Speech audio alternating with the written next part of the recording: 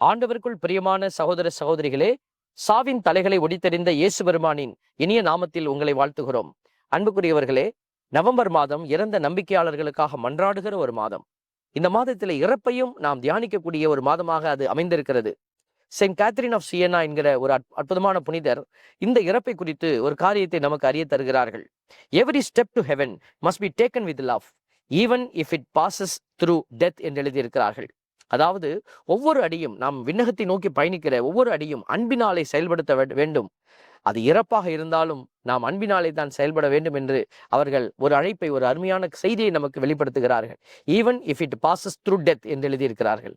ஆகவே அநேகருக்கு இறப்பு என்பது வெறுப்பாக, ஒரு வேதனையாக மாறி இருக்கலாம். அப்படி அல்ல.